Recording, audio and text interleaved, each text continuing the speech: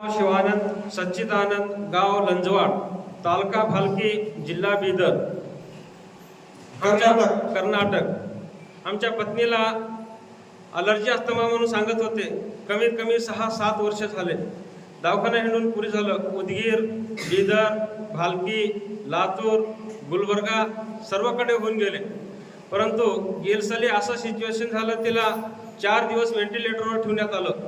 कोणतेही डॉक्टर किंवा कोणतेही मनुष्य हिनं आता वाचते असं म्हणलेले नाही. तरी देवाच्या कृपेनं जीवदान भेटलं.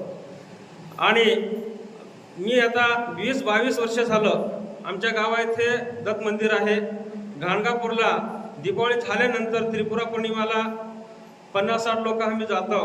आणि आता येणाऱ्या पुण्य दरवर्षी 3 दिवस गुरुचरित्र पारायण, लक्ष्मण शक्ती आणि पालखीचा कार्यक्रम असतो. दत्त सेवामध्ये आम्ही असतो. परंतु गाणगापूरला सुद्धा तिला घेऊन गेलो 3-4 वेळेस. दत्त महाराज हे काय आमच्या मागे त्रास लागला, तरी सुद्धा कोण्या प्रकारचं कुठेही मला काही देव केलं. आणि कोणीतरी बघणाऱ्यापाशी म्हणजे जाणते तांत्रिक लोकांपाशी घेऊन गेले, तिथं सुद्धा काही झालेलं नाही. एक दिवस घरी मी अत्यधिक दुःख करीत बसलो. दत्तात्रय भगवान हे काय आम्हाला सतत तुम्ही बघत आहोत. आम्ही सतत तुमच्या सेवेमध्ये असताना मी स्वामी आहे, जंगम आहे, पूजापाठ करणंच माझं काम आहे. आणि त्याच्यामध्ये भक्तांनी जे दिले ते स्वीकारून एवढं द्या म्हणून मी डिमांड कधी केलेलं नाही. अशा प्रकारनं धर्मकार्य करत सुद्धा मला काय असं सतत होतं. असं रात्री अत्यंत दुःख करत बसलो होतो.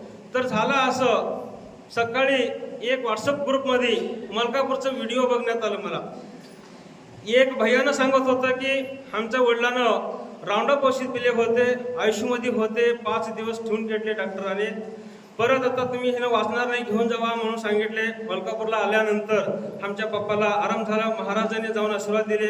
सकाळी 10 वाजता तुमच्या पप्पा उठून बसतात आणि त्यांना काही होत नाही असं आशीर्वाद दिले. हे असं व्हिडिओमध्ये मी बघितलो. तेव्हा काळ होता, नवरात्राचा दिवस होते. नवरात्र दिवस असताना त्याच्यावर नंबर होतं. महाराजांचाच हे नंबर आहे मला माहिती नाही, किंवा हे मलकापूरबद्दल बी काहीच मला माहिती नव्हतं. त्या नंबरवर मी कॉल केलो. असं आमच्या पत्नीबद्दल समस्या आहे. महाराज म्हटल्यावर या म्हटले. नवरात्रामध्ये सुद्धा चालू आहे या म्हटल्यानंतर नवरात्रामध्ये आम्ही आलो. आणि दुसऱ्या दिवशी झालं असं की ते व्हिडिओ बघतो, बाकीचे व्हिडिओ सगळे आहेत, ते एकच व्हिडिओ नाही. असं झालं. हे काय चमत्कार झालं म्हणून आम्ही नवरात्रमध्ये आलो. येऊन आशीर्वाद घेऊन गेलेले आहेत. आता पहिलेही ट्रीटमेंट चालू होतं, आताही चालू आहे. परंतु आमच्या पत्नीला आतापर्यंत 50% आता गुण आहे. बरंच चांगलं झालेले आहे.